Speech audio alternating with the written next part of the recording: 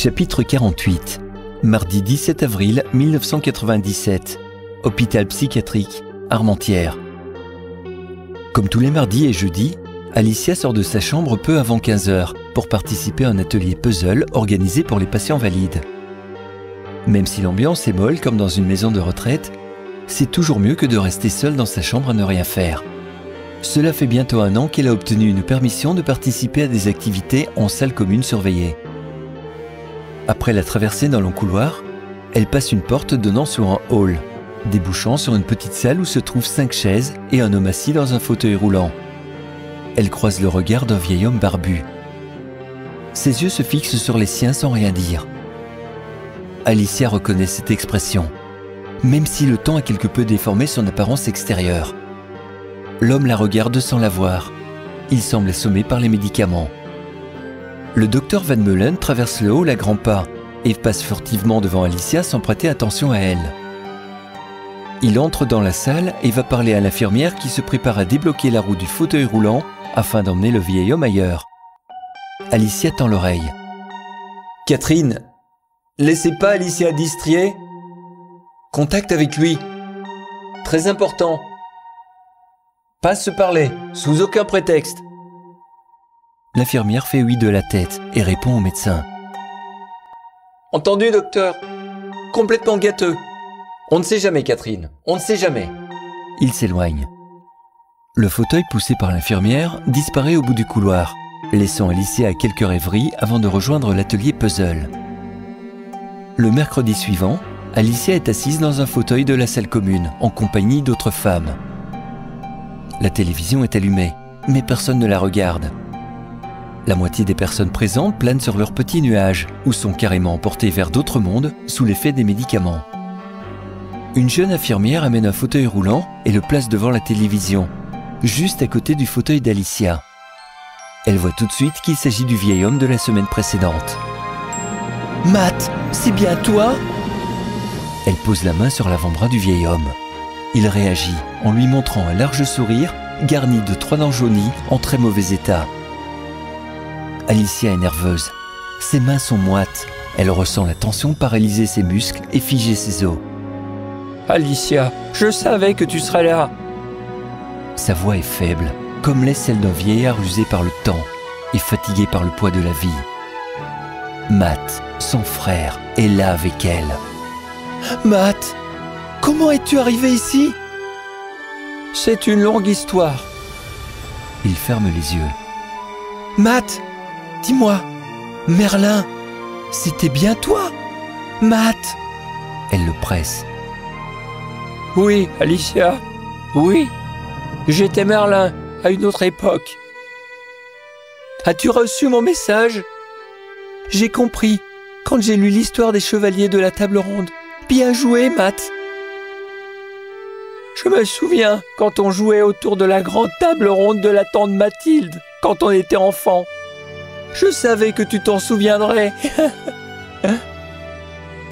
Oui, elle avait toujours peur qu'on casse un vase en courant autour. » Alicia est heureuse de se souvenir de ces bons moments passés avec son frère. Elle lui serre le bras.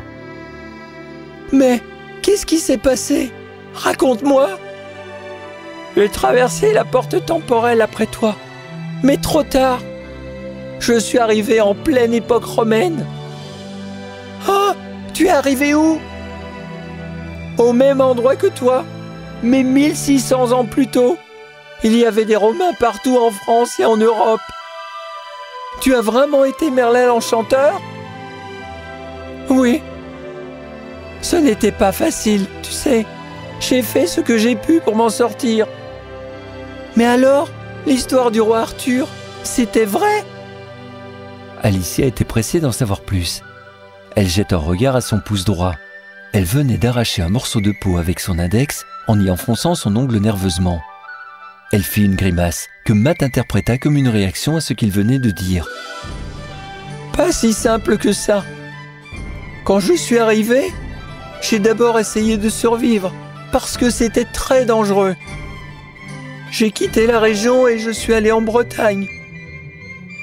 Un vieux druide m'a enseigné la magie druidique et j'ai ajouté ce que j'avais retenu de mes cours de sciences. Alicia rit à son tour. Et alors, ça a donné quoi?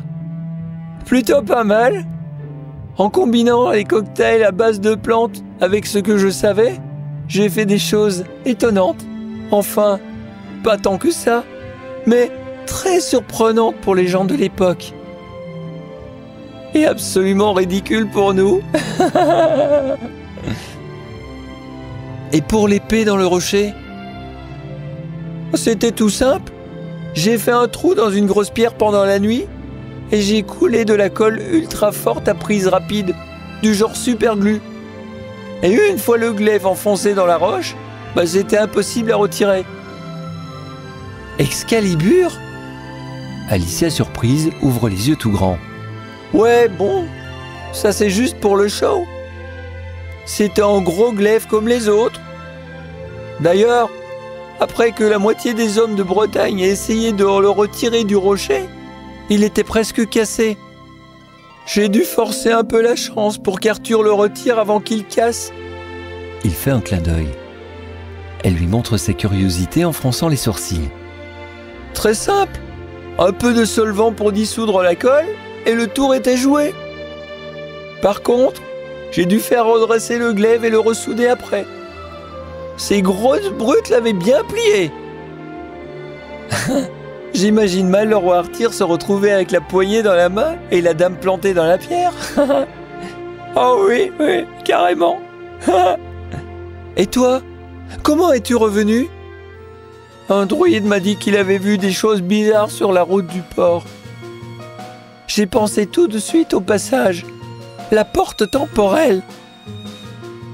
Je suis revenu sur la route. Il m'a fallu 2 jours pour la retrouver. Et j'ai vu que quelqu'un avait utilisé la porte. Il y avait du sang partout. Et j'ai trouvé un appareil dans le fossé, comme un minuteur. Un minuteur? Oui, c'était un tube avec une horloge. Je n'ai jamais vu ça avant. Quelqu'un est arrivé à mon époque et il avait cet appareil. Je pense qu'il a été tué. Il a sûrement été pris pour un démon ou quelque chose comme ça. Un démon? Qu'est-ce que tu crois? C'était vraiment dangereux là-bas. C'était des fous à cette époque. Ils tuaient les gens pour rien. Alicia reste sans voix. Je suis arrivé en 2087, 3 ans après qu'on soit parti. Le monde a terriblement changé. Je t'ai cherché partout dans l'histoire. Et je t'ai retrouvé sur Internet grâce à cette histoire de meurtre. Ah ouais, j'ai mal supporté les médicaments. J'ai pété un plomb. Oui, je sais. Tu as entendu parler de Mine, la fille asiatique recueillie comme moi par le T1? Oui, un enfant soldat envoyé en 2086 pour combattre les T1 dans l'histoire. Un enfant soldat? Alicia ne comprend pas. Elle avait une puce de guerre implantée dans le cerveau. Quand un tracker repère un T1, il active la puce d'un soldat à proximité qui doit l'anéantir. Ah, c'est pour ça qu'elle a tué tous ces gens en 1989? Oui, Alicia, c'est pour ça. Et toi? Toi, tu as été condamné à sa place. Mais j'étais là aussi. Oui, tu étais là. Mais tu étais seulement complice. Tu n'étais pas la coupable. Mais je voulais seulement protéger Mine. J'étais malade. Pas elle. Ma pauvre Alicia. On devait arriver la veille de l'an 2000, tu te souviens? Tu parles. Je suis arrivé en 1972. Il n'y avait même pas d'Internet. Tu imagines? Même pas d'ordinateur. J'ai atterri dans un trou paumé, sans micro-ondes. Qu'est-ce que tu crois que je dois dire, moi? Alicia sent sa remarque un peu déplacée. Il continue. Quand j'ai compris ce qui t'est arrivé, J'ai essayé de venir te chercher en 1972, mais je n'ai pas pu reprogrammer la porte avec précision. J'ai eu peur de me tromper de date. » Elle ne dit rien et se tourne lentement, le regard plongé dans celui de son frère, attendant la suite. « J'ai pu convaincre le directeur d'un projet d'un groupe d'archéologues qu'il était très important de venir te chercher en 1972. On devait te récupérer à ton arrivée, ou quelques jours après. Il y a toujours des imprécisions de date. Mais on est en 1997. Je sais, la ligne de temps bouge de plus en plus. Apparemment, ce n'est plus possible d'arriver à une date précise. 25 ans de retard. On a perdu 25 ans, mon cher frère. Oui. La tristesse assombrit le regard de Matt. Le temps que le pilote reprogramme le système temporel pour la mission des chercheurs, on a été repéré. On a eu peur de se faire tirer dessus par des militaires ou des gens paniqués.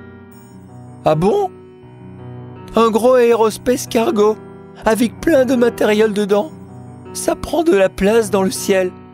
On ne pouvait pas passer inaperçu. Oh! Et vous êtes arrivé où? Au-dessus de la ville de Phoenix, en pleine nuit. On ne devait pas arriver là. On s'est retrouvés au mauvais endroit, à la mauvaise date. Alicia, il faut que je te dise quelque chose.